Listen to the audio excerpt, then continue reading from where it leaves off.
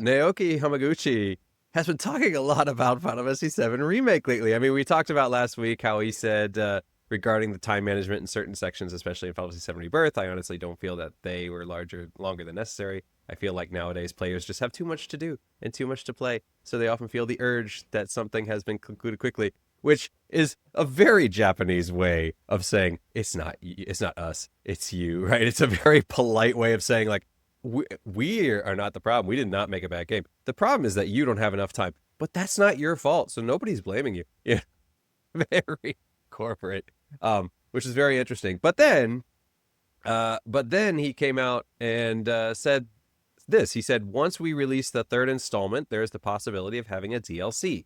With the conclusion of Final Fantasy VII Remake Trilogy, there's probably going to be a much wider audience for Final Fantasy as a whole. Whether we bring another new DLC or a full title, that's something we are actively considering, which of course has a lot of people talking because, it's all in context of Final Fantasy VII. And then he mentions DLC, which of course would be DLC has to belong to a certain game, which would be Final Fantasy VII. But then he also says a full title. So when he's saying a full title, is he saying Final Fantasy 17? Or is he saying another game in the Final Fantasy VII universe? Which there is clearly material for that. I mean, for one, Advent Children took place directly, well, not directly, but a little while after Final Fantasy VII. That was kind of the follow-up to that. And then you had Dirge of Cerberus, which took place after Advent Children. Dirge of Cerberus was its own game. So a lot of people have been asking, are we going, we got Final Fantasy VII Remake, and then we got Crisis Core Reunion. So, if we get, so of the original Final Fantasy VII games, the only three were Final Fantasy VII, Crisis Core, and Dirge of Cerberus. There were other ones. There was the mobile game Ever Crisis, but Dirge of Cerberus was in that original, kind of those three. I would say the big three, because I would say probably only Final Fantasy VII was the big one. The other ones were much smaller. One was on PSP. One was a little more niche shooter. But yeah, so I mean, they could definitely make a Dirge of Cerberus game. That could definitely happen. Or if they're talking about DLC, Advent Children would probably be a great DLC because it's a movie. It's not that long. It happens in a relatively short time span.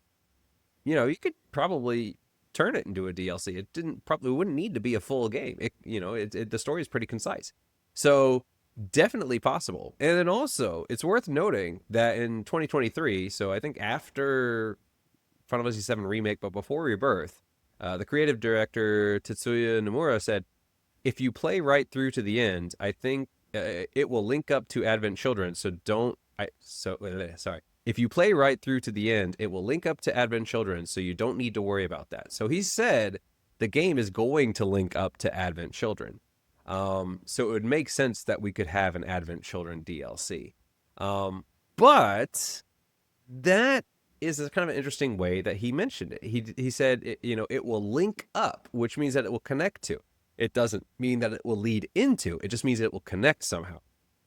And that has some people speculating because Advent Children, the whole point of Final Fantasy VII Remake was this idea of the original happened, but now we know what is meant to happen. We know what our fate is, and we are going to fight against that fate. We are going to fight for a different outcome. We're going to, we are going to at least try to reject, fate and then find our own path.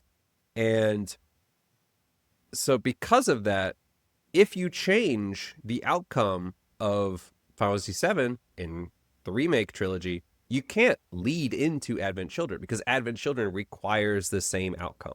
It is a direct result of the end of Final Fantasy VII.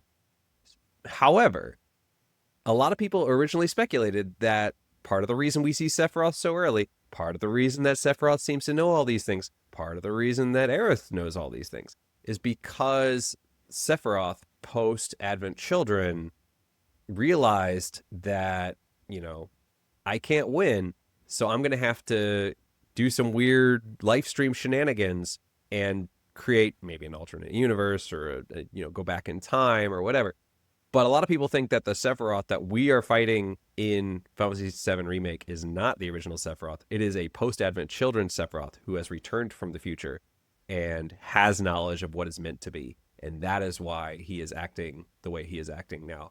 So in that case, if we got to the end, it could link up to Advent Children by saying like, oh yeah, like when you get to the end, you realize it connects to the beginning. So that's another possibility too. So it's really hard to say what's going to be coming after the remake. They also said that they did originally plan to do DLC for Rebirth. They didn't necessarily have what that DLC was going to be planned out, but they did plan that we're going to do something.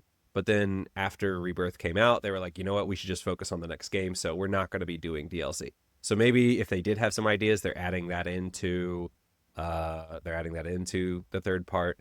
We'll have to wait and see.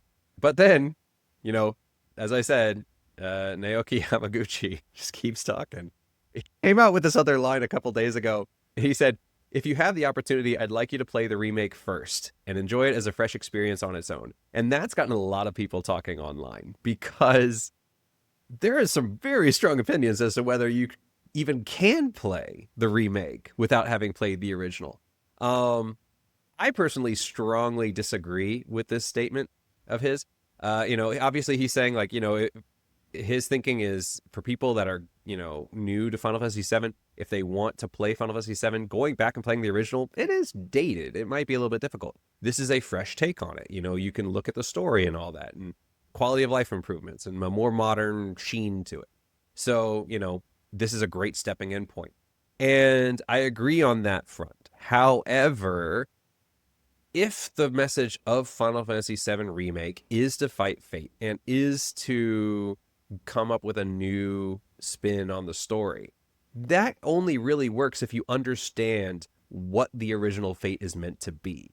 So if you haven't played the original, there's going to be a lot of things that you're like, why does this matter and why should I care?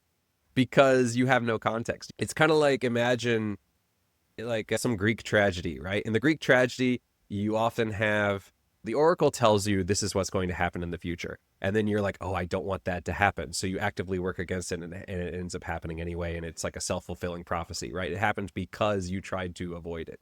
But the thing is you knew it was going to happen. If the oracle said, oh, your future, things are going to happen. And you're like, oh no, I don't want things to happen. I better stop things from happening. But you don't know what those things are. You can't make any decision. So you're basically trying to avoid something you don't know. So you do kind of need the context of the original. So for me, I personally disagree with that statement because I think the whole fighting fate and the plot ghosts and that sort of thing don't really make a lot of sense unless you've played the original. So I do disagree there. They do have the plot sorted and everything. I think they said they're starting to do recording, I think, if I remember correctly. Do you think we'll be getting any post-game content for Part 3? Do you think we'll be getting any DLC? Do you think we'll be getting another game? Are they going to make a 𝙎𝙪𝙥𝙦 game, or are they going to expand Advent Children the same way they expanded the original? If you do think we're going to get content, what do you think it'll be? Are you even looking forward to it? Or are you a little bit wary? And while we're at it, what are some of your theories of what we'll have in Part 3? Where do you think the story's going? Let us know in the comments what you guys think.